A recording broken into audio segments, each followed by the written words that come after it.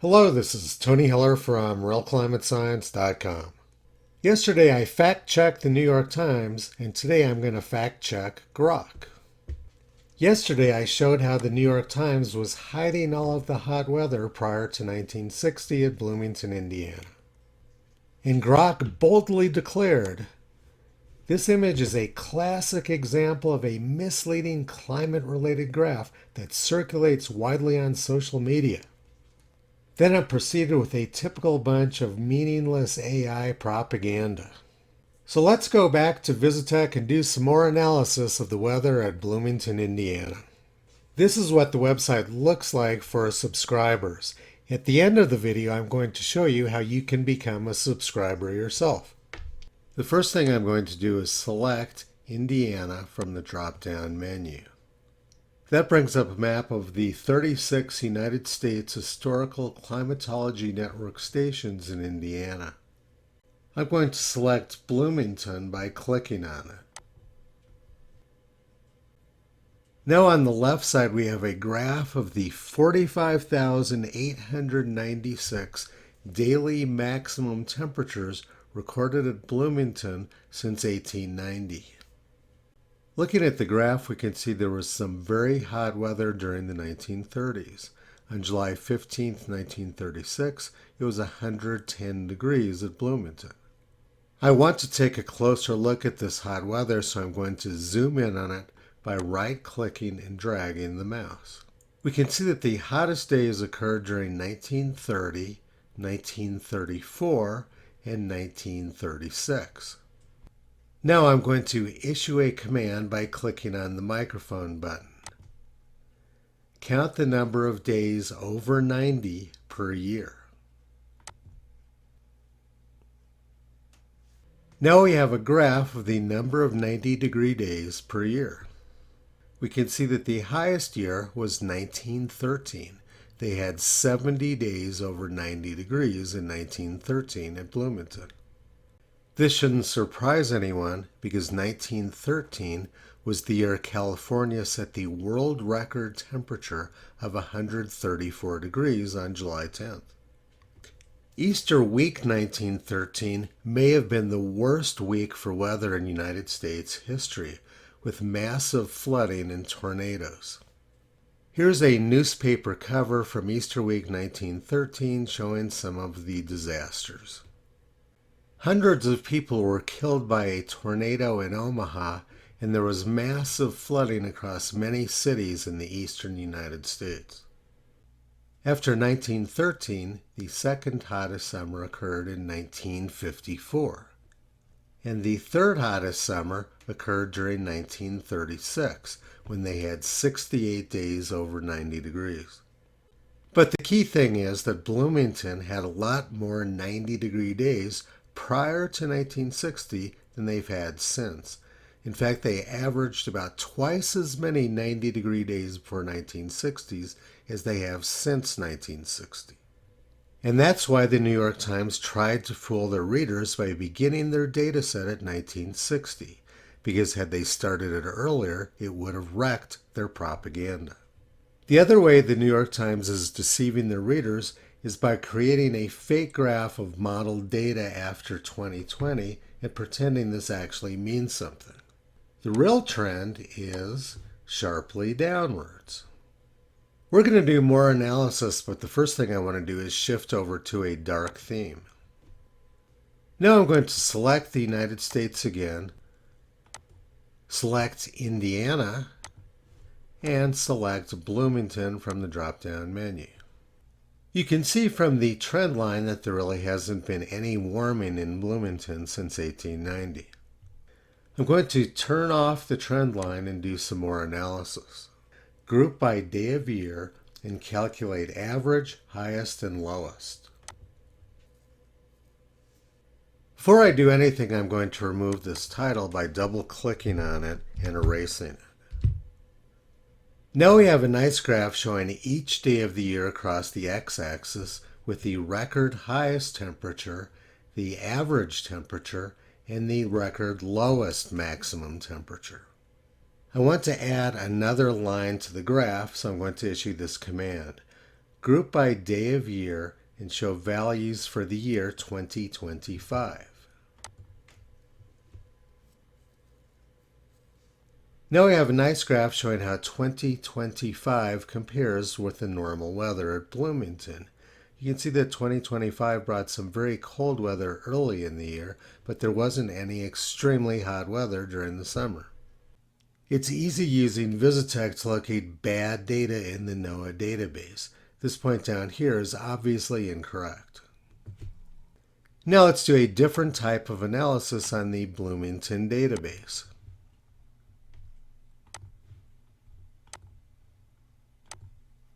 Graph by year. Now we have a spaghetti graph of the daily maximum temperatures at Bloomington, Indiana for each day of the year and for each year going back to 1890. I selected 1913 by hovering over it. You can see the record heat of 1913 very clearly. They had a hot spell from June well into September. Let's take a look at 1936 now.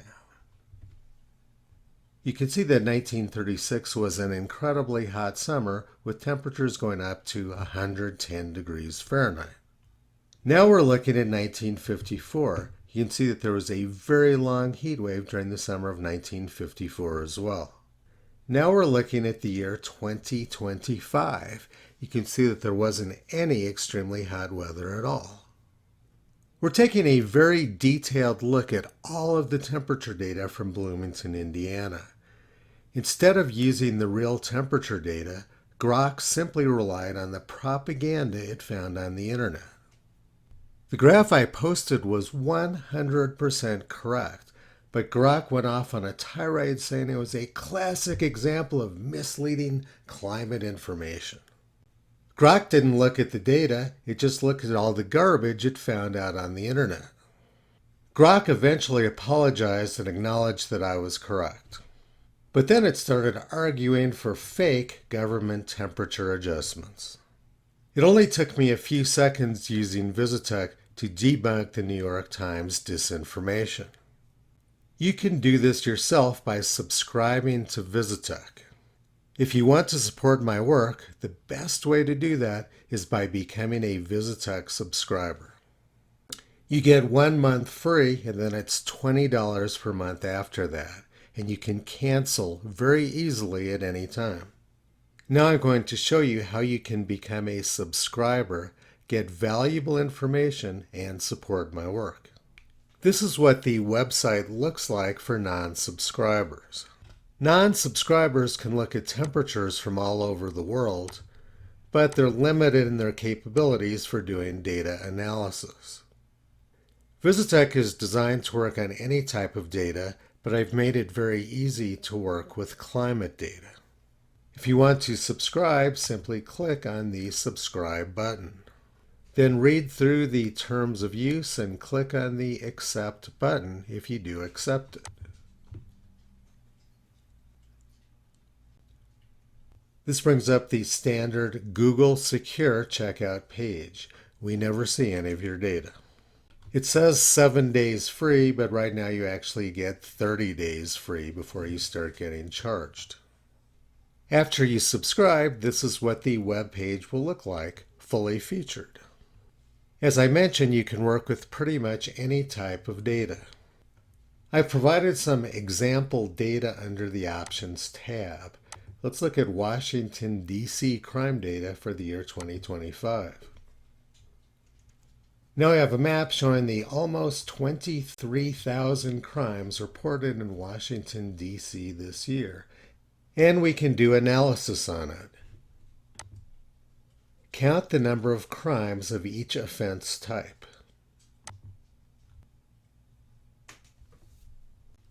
We can see that the number one crime in Washington, D.C. this year is theft other, followed by theft auto, followed by motor vehicle theft, followed by robbery, and assault with a dangerous weapon.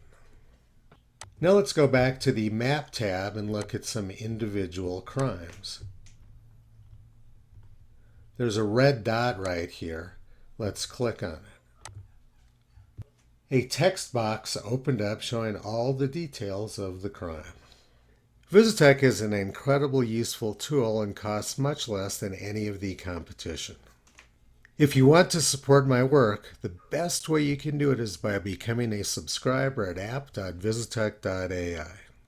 You get 30 days free, and if you want to unsubscribe, all you have to do is click on this button. As I mentioned, you can work with pretty much any type of data. Let's look at another preloaded data set. Alternative fuels. After bringing up the map, I issued the command group by state and count the number of lines.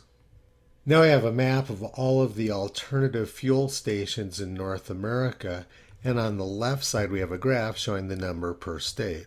Not surprisingly, California has the most, followed by New York and Quebec. Let's get back to the original point of this video, which was to make fun of Grok. We can get a link to the official Bloomington data by clicking on the Options tab and copying this link. Now we're going to post the graph on X. I'm going to paste the image and the link. And I'm going to see if Grok can get the correct answer this time. This time, Grok gave me the correct answer rather than propaganda. Yes, the graph accurately reflects the historical data from NOAA. You don't have to rely on propaganda-based AI from Elon Musk or anybody else. You can analyze actual data at app.visitech.ai. I would like to get 1,000 subscribers by the end of the month. The first month is free, and you can cancel very easily at any time if you don't want to pay for it. There's no risk in the month free trial, and I think you're probably going to like the tool very much. I'm going to be making a lot more videos and hope to see you soon at VisitTech.